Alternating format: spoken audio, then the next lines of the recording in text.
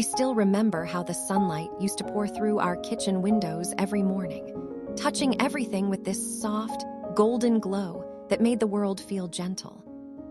My mom, Ashley, would hum to herself while cooking breakfast. My dad, David, always teased her that she was off-key, and I'd roll my eyes, pretending to be annoyed, even though I secretly loved those mornings. Back then, our house was alive. There was laughter, there was warmth, there was love, or at least I thought there was. But love has a strange way of fading quietly. You never really notice when it starts to disappear. You just wake up one day and realize the house doesn't sound the same anymore. The laughter turns into sighs, the light feels colder, and you can't remember the last time your parents looked at each other with the same spark. That was before Mom got sick, before Dad started staying out late, before everything I believed about family fell apart. It started small, Mom being tired all the time. She'd sit down halfway through folding laundry, saying she just needed a minute to catch her breath.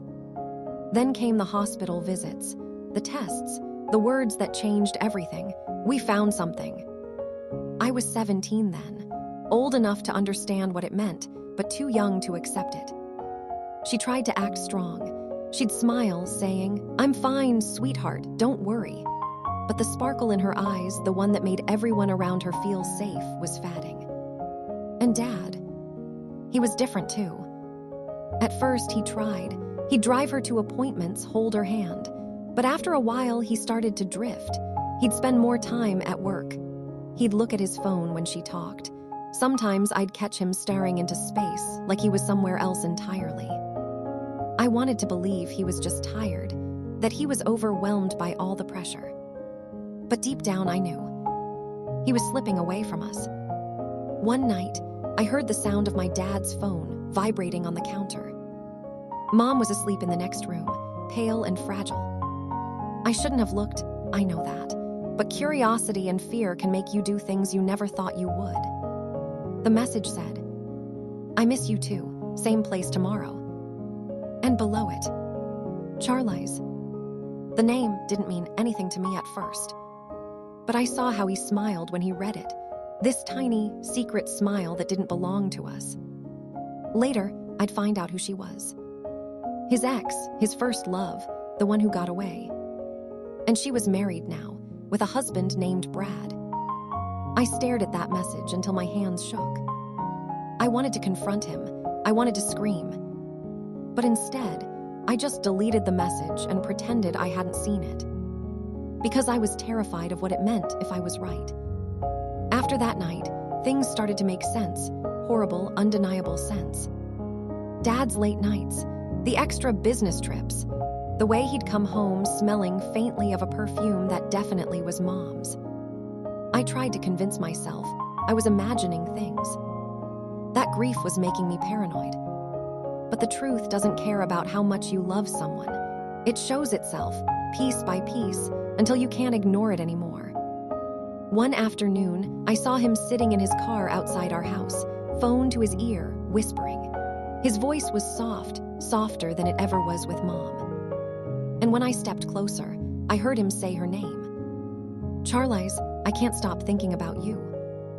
My chest tightened so hard I could barely breathe. I ran inside before he could see me. I remember locking myself in my room and crying until my throat burned. Because in that moment, I realized something that broke me in half. My father, the man I trusted most, was betraying the woman who loved him more than anyone ever could. Secrets don't stay buried forever. Mom found out a few weeks later, not because he told her, but because she saw it for herself. She'd borrowed his laptop one morning to check something for the insurance paperwork. And there it was, messages, photos, hotel confirmations. I heard her sob from the hallway. That sound, that raw, broken sound, will haunt me forever. When Dad came home that night, she didn't yell.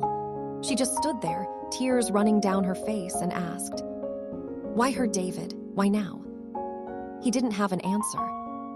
He just lowered his head, like a man already buried in his own guilt. I wanted to defend her, to scream at him. But all I could do was watch the man I once called my hero turn into a stranger before my eyes. That night, Mom slept in my room. She held my hand until she fell asleep. And I stayed awake, staring at the ceiling, wondering if our family would ever be whole again. Spoiler, it wouldn't. The morning after Mom discovered Dad's betrayal was silent in a way I'd never known a house could be. Ashley didn't speak. She barely ate. Her hands trembled when she poured coffee.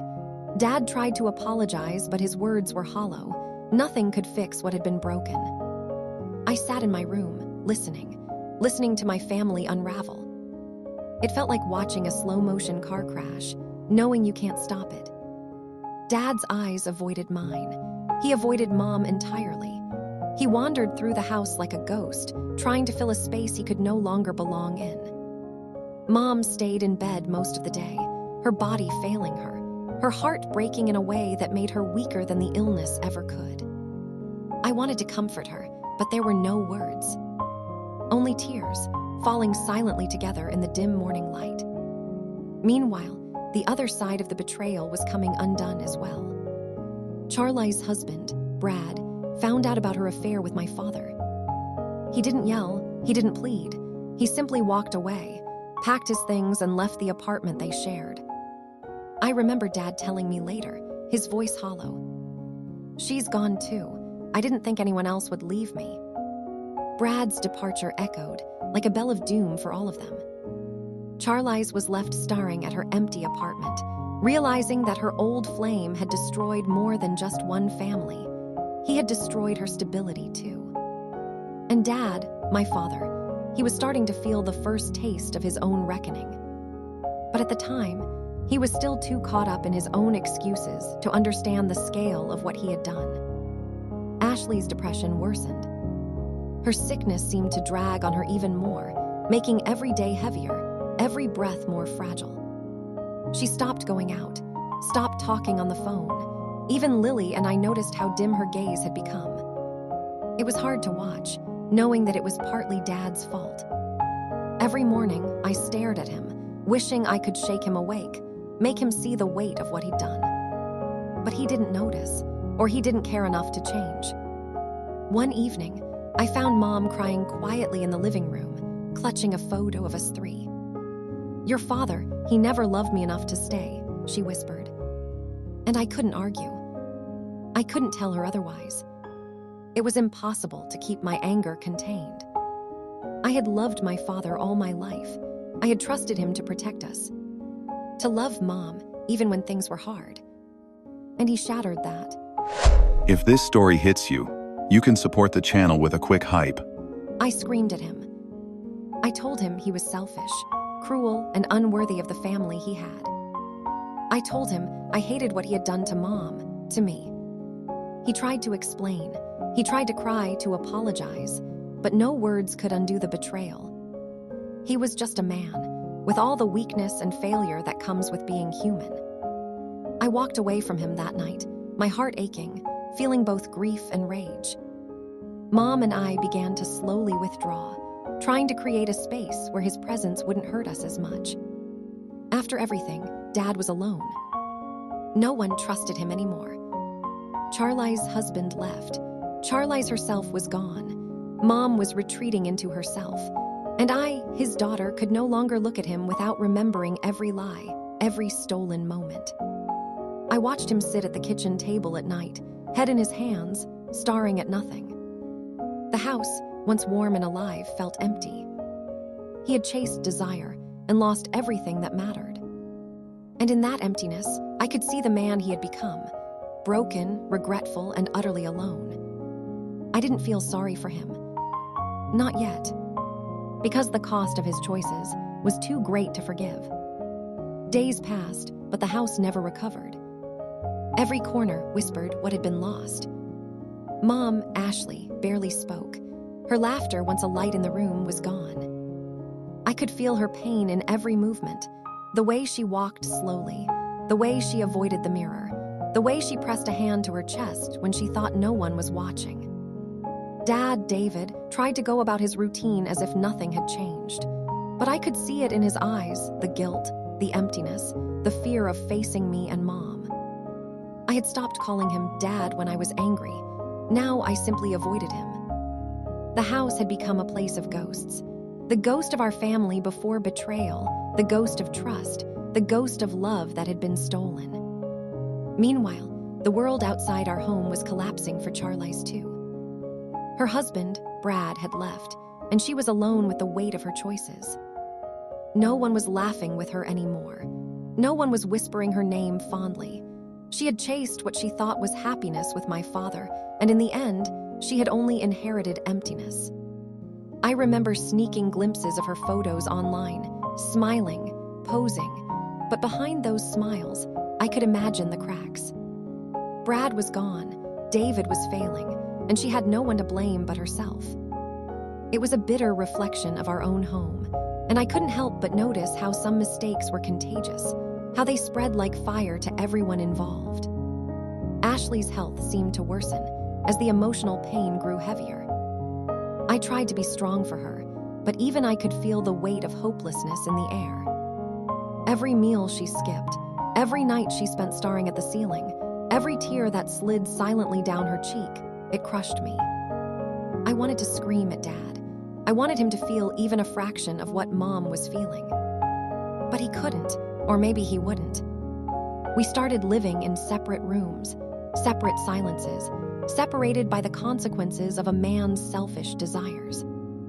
Our home had no laughter, no warmth, only quiet grief and shadows of what used to be. I hated him. I loved him. I wanted to protect Mom, but I was only 18. I wanted to scream at the universe for being so cruel. Sometimes, I would sit in my room, crying alone, imagining what life could have been if Dad had stayed faithful. I would picture Mom healthy, smiling whole. I would picture us all together again, laughing, safe. And then I would wake up and feel the weight of reality pressing down. It was gone. Everything we had was gone. I could no longer see him the same way. The man I had called a hero, the one who taught me to ride a bike, to read books, to be brave, he was a stranger now. And I was forced to grow up faster than anyone should. David's world narrowed to one lonely point, himself. Charlize was gone, Brad had left her. Mom was retreating, I had pulled away. He was left in the silence he had created. I could hear him at night, packing, whispering apologies into an empty room. But it was too late for forgiveness, too late for love. And as I watched him there, alone in the dim kitchen light, I realized a painful truth. Some people live with the consequences of their actions long before the world forgives them. Some people carry their mistakes like stones in their chest until there's nothing left but weight and regret. And David, my father, was carrying all of it.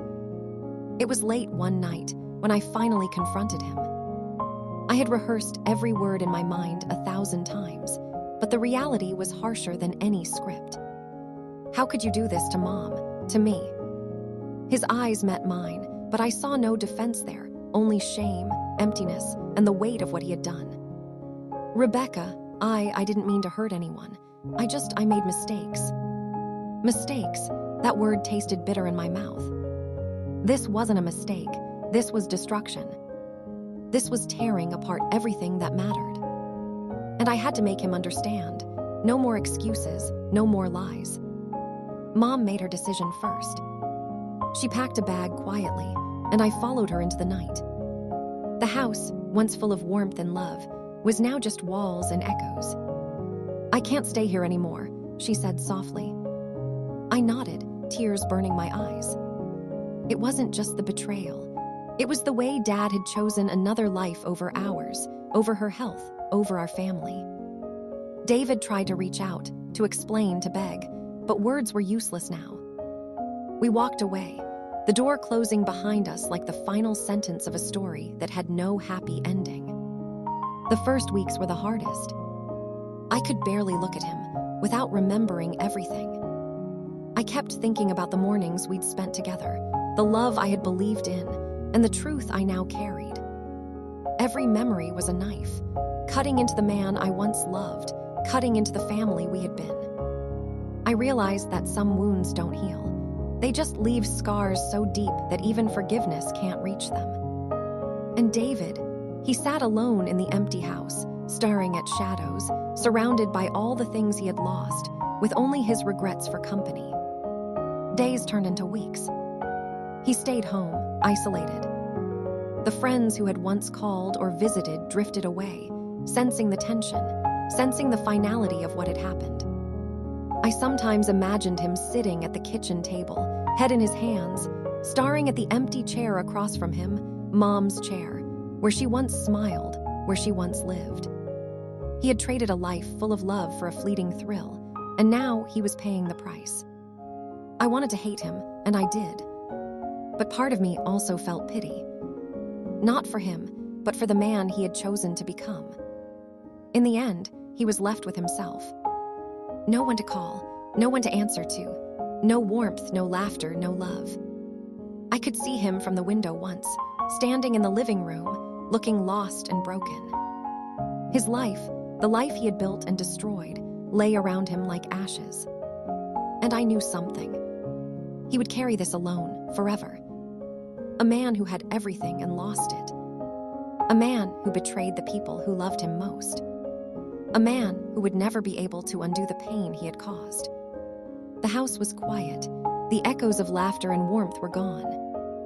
And David was finally alone with the weight of his choices. If you've ever felt this kind of pain, don't walk through it alone. Hit subscribe and stay with us. More real stories are coming.